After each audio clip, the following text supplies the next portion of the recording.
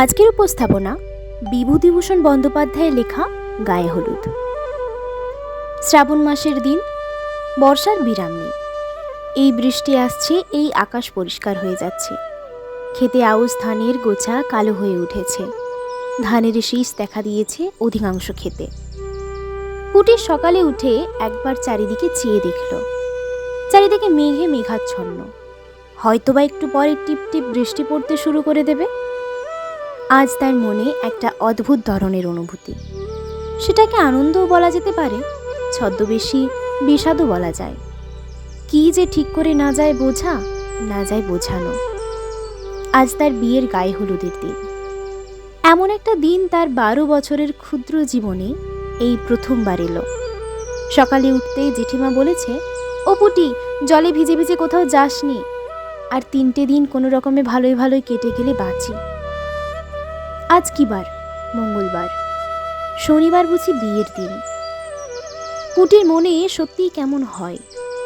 আনন্দের একটা ঢেউ যেন গলা পর্যন্ত উঠে আটকে গেল। বিয়ে বেশি দূরে কোথাও নয়, এই গ্রামেই, এমনকি এক পাড়াতে। এক ঘর ব্রাহ্মণ আজ বছরখানেক হলো অন্য জায়গার থেকে উঠে এসেছেন এখানে। দুখানা বড় বড় মেটে ঘর বেঁধেছেন, একখানা রান্নাঘর। এতদিন ধরে সে সঙ্গিনীদের সঙ্গে সেই বাড়িতে কুল পাড়তে গিয়েছে, সত্যনারায়ণের সিন্নি আনতে গিয়েছে। যখন পাড়ার প্রান্তের জঙ্গল কেটে সে ভদ্রলোক বাড়ি তৈরি করেন ঘাটে যাওয়ার পথে একবারে ডান ধারে, তখন সে কতবার ভেবেছে এই ঘন বনের মধ্যে বাড়ি করে বাস করবার কার না জানি মাথা ব্যথা পড়ল। কে জানত সেই বাড়িটায় আজ 1 বছর এখনো পেরোয়নি, তবে শ্বশুর বাড়ি হবে। কতদূর আশ্চর্যের কথা, কতদূর বিস্ময়ের কথা ভাবলে অবাক হয়ে যেতে হয়। অথচ তার ক্ষুদ্র জীবনে এমন এক মহাশ্চর্য ব্যাপার সম্ভব হলো। যখনই সে কথাটা ভাবে, তখনই সে শুদ্ধ, তার মন শুদ্ধ যেন কত দূরে কোথায় চলে যায়। ওই ভদ্রলোকের একটি মাত্র ছেলে, নাম সুবোধ। তার সঙ্গেই ওর বিয়ের সম্বন্ধ হয়েছে। সুবোধকে এই সন্ধ্যের আগে তাদের বাড়িতে কয়েকবার যাতায়াত করেছে। বেশ ফর্সা, লম্বা মতো মুখ, এবার ম্যাট্রিক্স দিয়েছে। এখনো পরীক্ষার ফল বার হয়নি। আগে আগে সত্যি কথা বলতে গেলে সুবোধের মুখ পুটির তত পছন্দ করত না। তার দাদার সঙ্গে যতবার এসেছে তাদের বাড়িতে, পুটি ভাবত, দেখো না ঘোড়ার মতো মুখখানা। কিন্তু আজকাল ওই সুবোধের মুখ ঘোড়ার মতো মনে হয়ই না, মনে হয় বেশ চমৎকার মুখ। গ্রামের ছেলেদের মধ্যে অমন চোখ, অমন রং, অমন মুখের গড়ন কার আছে? রায়দের পুটি সেদিন বলছিল তাকে, হ্যাঁ রে, তুই যে বড় ঘোড়ামুখো বলতিস, তোর অদ্দেষ্টে শেষকালে কিনা সেই ঘোড়ামুখোই জুটল। পুটি মারতে ছুটে গিয়েছিল তার পিছু পিছু। পুটির বাবা গোলার দৌড়ে দাঁড়িয়ে ধান পাড়বার ব্যবস্থা করছে। তার বাবা বেশ চাষিবাসী গেরস্ত। পুটিদের বাড়িতে 4টে বড় বড় ধানের আউড় আছে, গোলা আছে একটা। আউড়ি জিনিসটা গোলার চেয়ে অনেকটা ছোট, 3-4 বিশ ধান ধরে। আর একটা গোলার ধরে একটা পৌঠি, অর্থাৎ 16 বিশ ধান। তাদেরও ধান আছে গোলা ভর্তি, সবকটা আউড়ি ভর্তি। কলকাতায় চাকরি করে এ পাড়ার হরিকাকা। তিনি মাঝে মধ্যে গায়ে এসে পুটির বাবাকে বলেন, আরে কি রায়মশাই, এই বাজারে তো আপনিই রাজা, গোলা ভর্তি ধান রেখেছেন ঘরে, আপনার মোহরা কে নেয়? কলকাতায় কিউতে দাঁড়িয়ে 1 সের চাল কিনে নিতে হচ্ছে, আর আপনি? পুরি জিজ্ঞাসা করলো, কিসে দাঁড়িয়ে চাল নিতে হয় বাবা? বলছিল হরিকাকা। কে জানে কিসে দাঁড়িয়ে, তুই নিজের কাজ কর, আমিও নিজের কাজ করি, মিটে গেল। তুমি জানো না বুঝিও কথার মানে? না জেনেও তো পায়ের ওপর পা দিয়ে এ বাজারে চালিয়ে নিলাম মা। কলিকাতার মুখ না দেখেও তো বেশ চলে যাচ্ছে। কলকাতায় নাকি মানুষকে 1 সের চালের জন্য 4 ঘন্টা কোথাও দাঁড়িয়ে থাকতে হয়। কিন্তু যে বাড়িতে তার বিয়ে হচ্ছে তাদের অবস্থা এত ভালো নয়। সুবোধ যদি পাশ করে, তবে হরিকাকা ভরসা দিয়েছেন কলকাতায় নিয়ে গিয়ে তাকে তার অফিসে চাকরি করে দেবে।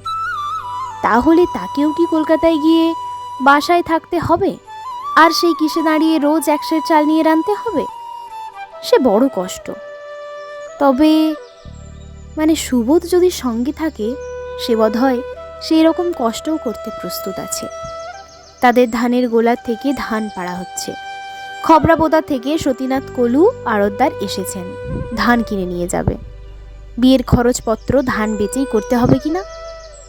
ওর জেঠিমা বললেন, ও পুটি, আজ কোথাও বেরিও না, নাপিত ও বাড়ি থেকে হলুদ নিয়ে আসবে, সেই হলুদ গায়ে দিয়ে তোমায় নাইতে হবে।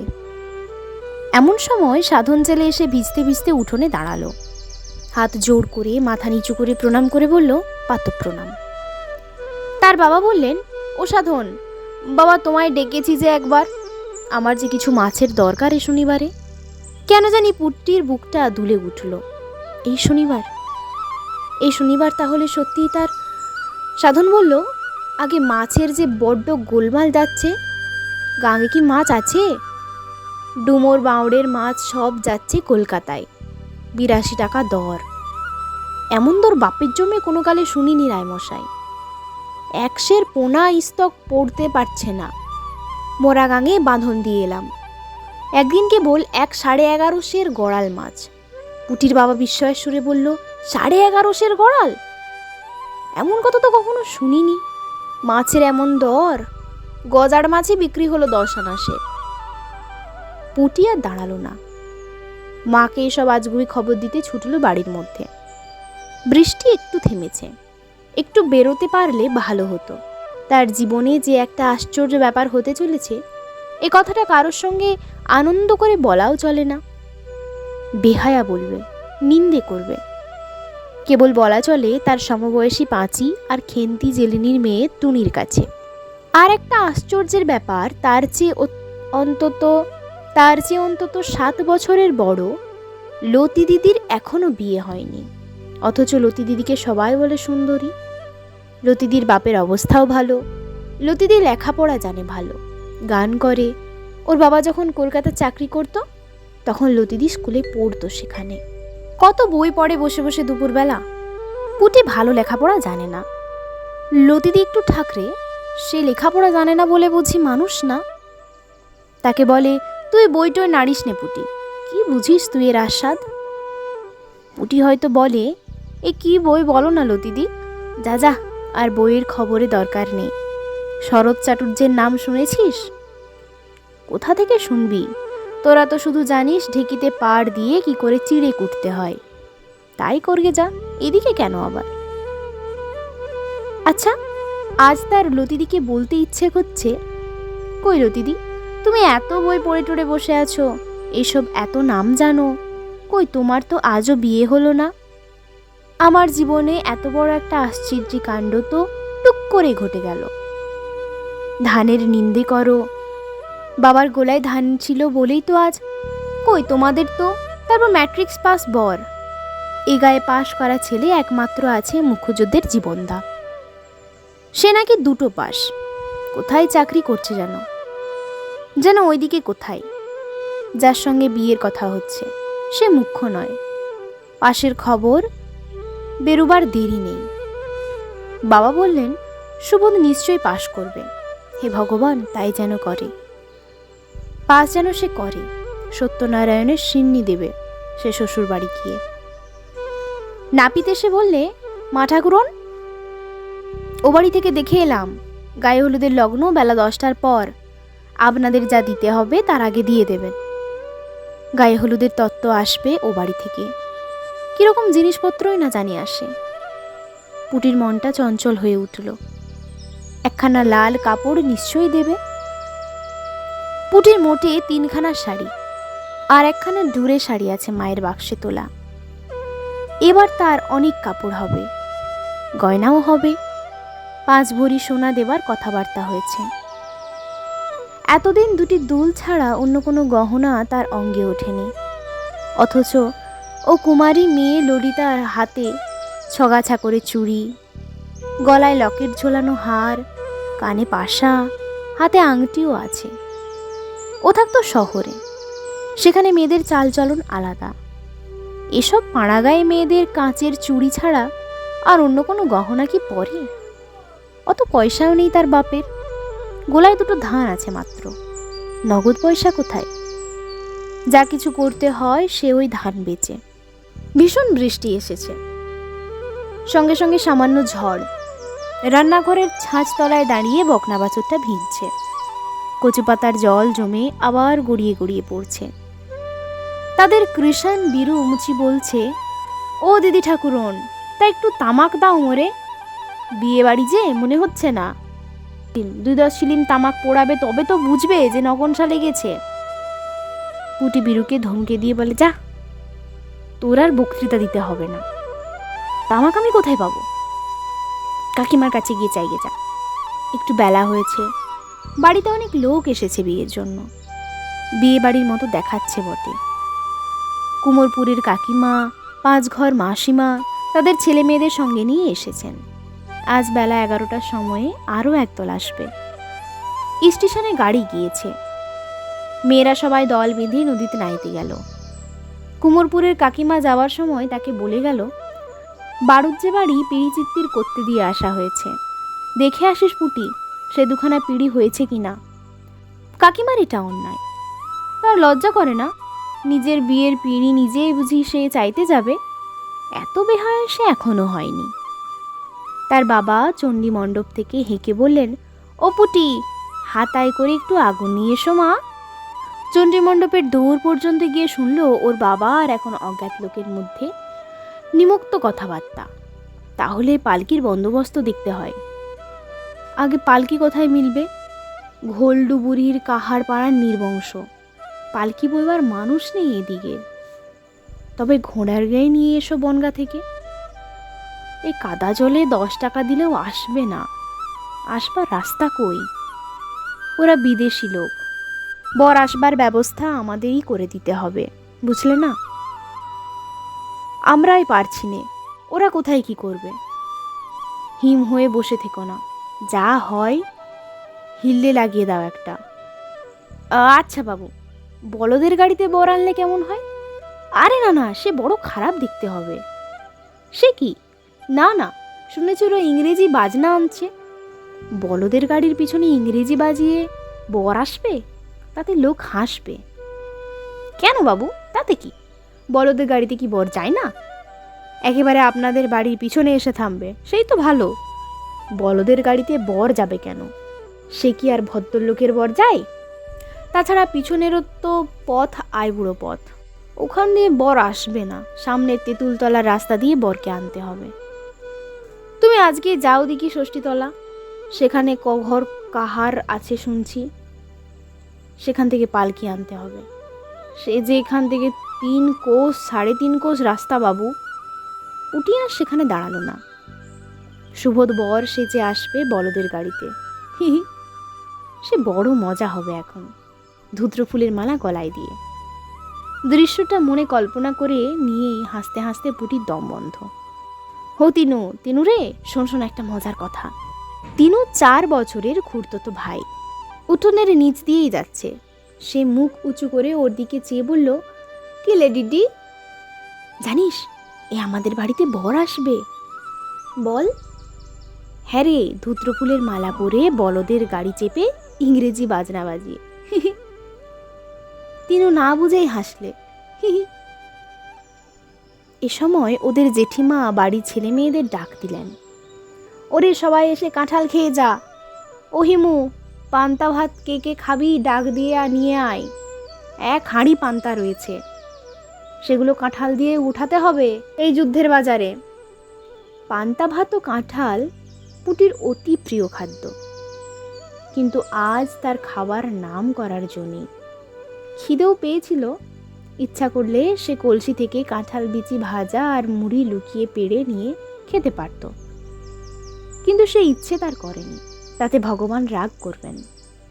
আজকের দিনে সে ভগবানকে রাগাবে না। বেলা বাড়ল, ও বাড়িতে শাক ও হলুদের শব্দ শোনা গেল। অবশ্যই খুব কাছে নয় পুটির ভাবি শ্বশুর বাড়ি, তাহলেও শাকের শব্দ না আসবার মতো দূরেও নয়। ওর খুড়তুতো বোন শ্যামা বললে, ওই শোন দিদি, দাদাবাবুর গায়ে হলুদ হচ্ছে। পুটি ধমক দিয়ে বলে, চুপ, মেরে ফেলে দেবো। দাদাবাবুকে? বারে, হয়েছে তো, আর তো 2 দিন দেরি। না, তা হোক, আগে বলতে নেই। জেঠাই মতো বলছে। কি বলছে? বলছে আমাদের জামাইয়ের গায়ে হলুদ হচ্ছে, সেখান থেকে তত্ত্ব নিয়ে নাপিত এবার এসে পৌঁছে যাবে। না তা হোক, আগে বলতে নেই। আচ্ছা দিদি, দাদাবাবু মানে সুবোধবাবু পাশ করেছে? খবর এখনো বের হয়নি। আমি ও পাড়ার রাধিদের বাড়ি গিয়েছিলাম এই একটু আগে। রাধির দাদা পাশ করেছে। কাল বিকালে কলকাতা থেকে ওর কাকা খবর দিয়েছে। তোর দাদাবাবুর মানে ওই কেশববাবুর ছেলের খবর কে পাঠাবে কলকাতা থেকে? ওদের তো কেউ নেই কলকাতায়। একটু পরে ওদের বাড়িতে শাক বেজে উঠল, উলু পড়ল। নাপিত তত্ত্ব নিয়ে আসছে তেঁতুলতলার পথে। বাড়ি থেকে দেখা গিয়েছে। পুটির বুক আনন্দে দুলে উঠল। জ্যাঠাইমা বলছেন আশীর্বাদ হয়ে গেলেও বিয়ে না হতে পারে, কিন্তু গায়ে হলুদ হয়ে গেলে নাকি বিয়ে আর ফেরে না। এবার তাহলে সেই আশ্চর্য ব্যাপারটা তার জীবনে ঘটে গেল। কেউ আর বাধা দিতে পারবে না। পাড়াগায়ে কত রকমের ভাঙচি দেয় লোকে। তার বিয়েতেও ভাঙচি দিয়েছিল। বলেছিল মেয়ের রং কালো, মুখ চোখ ভালো না, লেখাপড়া জানে না, আরও কত কি। কিন্তু সুবোধ না, ছি, ওর নাম করতে নেই, নাম হিসেবে মনে ভাবতে নেই। তারপর বাকি অনেকগুলো কি ব্যাপার স্বপ্নের মতো তার চোখের সামনে ঘটে গেল। শাকের শব্দ, উলুধ্বনি, মা কাকিমা জ্যাঠাইমা তাকে তেল হলুদ মাখিয়ে দিলেন। লাল পেড়ে শাড়ি, তেল হলুদ, একটা বড় মাছ, এক হাঁড়ি দই। বাবা বলেন গোলার ধান খালি হয়ে যেত না, মধ্যে কি একটা গভর্নমেন্ট হাঙ্গামা এলো, কেউ গোলার ধান জমিয়ে রাখতে পারবে না। তাতেই অনেক ধান কর্জ দিতে হলো গ্রামের লোকেদের। গায়ে হলুদের তত্ত্বে আরও অনেক জিনিস এসেছিল। খাওয়া দাওয়ার পরে গায়ের মেয়েরা কেউ কেউ দেখতে এলো। তখন সে নিজেও দেখল। আগে লজ্জায় ওদিকে তাকায়নি। একটা শাড়ি, একটা ব্লাউজ, সায়া একটা, আলতা, সাবান, আয়না আর গন্ধতেল, এই সব জিনিস তার নিজস্ব, কারোর ভাগ নেই এতে। সে ইচ্ছে করে যদি কাউকে দেয় তবেই সে পাবে, নইলে নিজের বাক্সে রেখে দিতে পারে, কারোর কিছু বলবার নেই। সব কাজ মিটতে বেলা 2টো পার হয়ে গেল। পুটির মন ছটফট করছিল। ও পাড়ার লতিদি, হিমি, অন্য, রাধি এরা কেউ আসেনি। এদের গিয়ে একবার দেখা দেওয়া দরকার, যাতে তারা বুঝতে পারে যে তার গায়ে হলুদের মতো আশ্চর্য ব্যাপারটা আজ সত্যিই ঘটে গিয়েছে।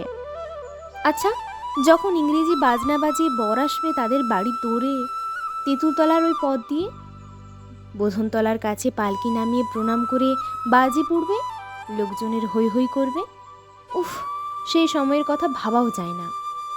দেখে যেন পাড়ার সব মেয়েরা আসে। সে বেড়াতে বেড়াতে গেল মুখুজ্জিদের বাড়ি। মুখুজ্জিগিন্নি ওকে দেখে বলল, কিরে পুটি, আয় মা আয়, গায়ে হলুদ হয়ে গেল? আহা, এখন ভালোই ভালোই দুহাত এক হয়ে গেলে হয়, বসো মা বসো। একটু পরে লতিকাও হাজির হলো। পুটিকে দেখে বলল, ও পুটি, তোর আজ গায়ে হলুদ ছিল না, হয়ে গেল? কি দত্ত এলো শ্বশুর বাড়ি থেকে? মুখুজ্জিগিন্নি বললেন, বস মা তোরা, লতি পুটির সঙ্গে গল্প কর, একটু চা করে আনি। যাক, ভালোই হলো। আজকাল মেয়ের বিয়ে দেওয়া যে কি কষ্ট, যে দেয় সেই জানে। পাশের বাড়ির জানালা দিয়ে গাঙ্গুলিদের ছোট বউ ডেকে বলল, ও কে, পুঁটি নাকি? গায়ে হলুদ হয়ে গেল? তা কই, আমাদের একবারও তো বলতে হয়। এই তো বাড়ির পিছনে বাড়ি। পুঁটি বললে, গেলেন না কেন বৌদি? আমরা তো বারণ করিনি যেতে। শাক যখন বাজলো তখনও যদি যেতেন। লতিকা ভাবল পুঁটি ছেলে মানুষ, এই উত্তরটা দেওয়া উচিত হলো না। এখানে ও কথা বলা ঠিক হয়নি। কিন্তু এর পরবর্তী ব্যাপারটার জন্য সে বা পুঁটি কেউ প্রস্তুত ছিল না। গাঙ্গুলিদের ছোট বউ মুখ লাল করে উত্তর দিল, কি বললি? যত বড় মুখ নয় তত বড় কথা। আমরা কখনো গায়ে হলুদ দেখিনি। শাকে ফু পড়লে অমনি কুকুরের মতো ছুটে যাবো তোদের বাড়ি পাততে পাততে। অত অহংকার ভালো না রে পুটি, তোর বাপের বড্ড ধানের গোলা হয়েছে না? অমন বিয়ে আমরা কখনো দেখিনি জীবনে। ছেলের না আছে চাল, না আছে চুলো, সংসারে মানুষ নেই বলে হাঁড়ি ঠেলতে নিয়ে যাচ্ছে। ছেলের বিদ্যে কত তা জানতে বাকি নেই। এবার তো ম্যাট্রিক্স ফেল করেছে। এখানে লতিকা আর না থাকতে পেরে বললে, কে বললে ছোট বৌদি? সুবোধবাবু পাশের খবর তো পাওয়া যায়নি। কেন পাওয়া যাবে না? চিঠি এসেছে ফেল করেছে বলে। ওরা সে চিঠি লুকিয়ে ফেলেছে। বিয়ের আগে ও খবর জানাজানি হতে দেবে না। উনিই হাট থেকে চিঠি এনেছেন, পোস্ট কার্ডের চিঠি। উনি সন্ধ্যের পর সুবোধদের বাড়ি দিয়ে এলেন। আমাদের চোখে ধুলো দেওয়া? পুটির সামনে সব অন্ধকার হয়ে বিশ্ব সংসার লিপে মুছে গেল। মুখরা দর্পিত ছোট বউয়ের মুখের কাছে সে কি করে দাঁড়াবে? চেঁচামেচি শুনে মুখুজ্জেগিন্নি হা হা করে ছুটে এলেন। মুখুজ্জেগিন্নি ঘরের মধ্যে এসে চাপা গলায় বললেন, আহা, ছেলে মানুষ, ওর স্বাদ আহ্লাদের দিনটাতে অমন করে বিষ ছড়াতে আছে? ছি ছি, দেখ তো মা লতি কাণ্ডটা। কাঠের পুতুলের মতো আড়ষ্ট পুটির হাত ধরে ততক্ষণ লতিকা বলছে, চল চল পুটি, তোকে বাড়ি পৌঁছে দিয়ে আসি। ছি, বৌদির কাণ্ড। ওসব কথা মনে করিস নে, মিথ্যে কথা। চল পুটি ভাই। লতিকার গলার সুরে ও কথার ভাবে পুটির মনে হলো লতিকা দিয়ে ওই খবরটা জানে। কি জানি, হয়তো গায়ের সবাই জানে, সেই কেবল জানতো না এতক্ষণ। পথে পা দিয়েই লজ্জায় অপমানে সে ছেলে মানুষের মতো কেঁদে ফেলল। বললে, লতিদি, আমি কি বললাম ছোট বৌদিকে? খারাপ কিছু?